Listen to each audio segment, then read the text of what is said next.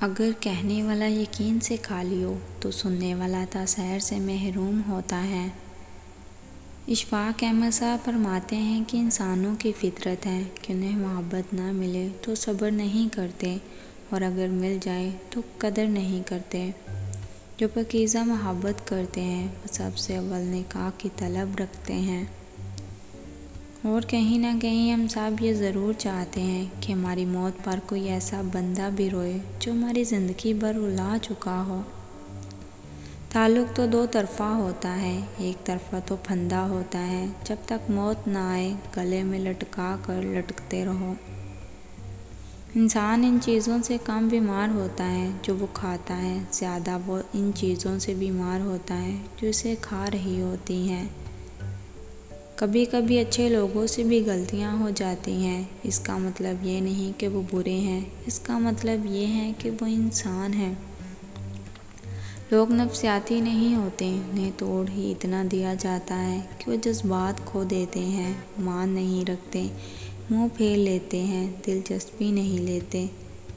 ترقی اتنی ہوئی ہے کہ ہزاروں میل دور بیٹھے ہوئے لوگوں کو سن سکتے ہیں، دیکھ سکتے ہیں، اور بے حس اتنے ہوئے ہیں کہ پاس بیٹھے لوگوں کی تکلیف نہ دکھتی ہے، نہ محسوس ہوتی ہے۔ جب آپ سے کوئی دوا کا کہے تو آپ سمجھ جائیں کہ زندگی نے اس کے دل کو بوجھل کر دیا ہے، اس لیے اسے کبھی اکیلا نہ چھوڑیں۔ محبت پانے کے تصور سے کبھی بھی آزاد نہیں ہوتی، کیوں نہ کہ اس کا منشور ہی ملن ہے۔ کوئی بھی عقیدہ اپنے مرکز کے بغیر زندہ نہیں رہ سکتا۔ اپنی زندگی بہتر بنانے کے لیے آپ کو دوسروں کو خوش رکھنے سے زیادہ اپنے آپ کو خوش رکھنے کے بارے میں سوچنا ہوگا۔ نکاح نامے پہ تمہارے علاوہ کسی اور کے دستخط دیکھ کر جو اذیت ہوگی وہ تم کبھی نہیں سمجھو گے۔ کسی بے قدر شخص سے کی جانے والی مخلص محبت آپ کو ساری زندگی کے لیے ذہنی مریض بنانے کے لیے کافی ہوتی ہے۔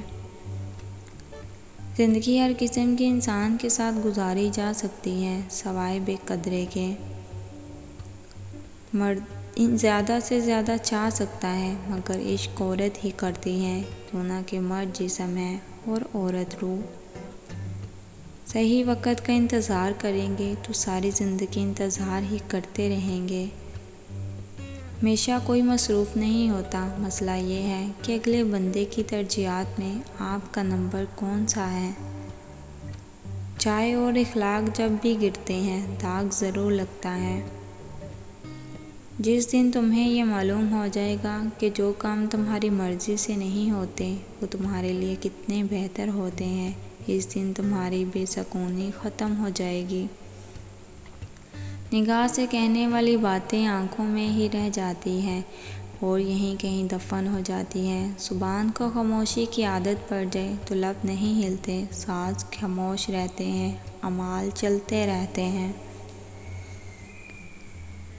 مرد اس عورت پر عاشق ہو جاتا ہے جس کی دو چیزیں خوبصورت ہو، بال اور آنکھیں۔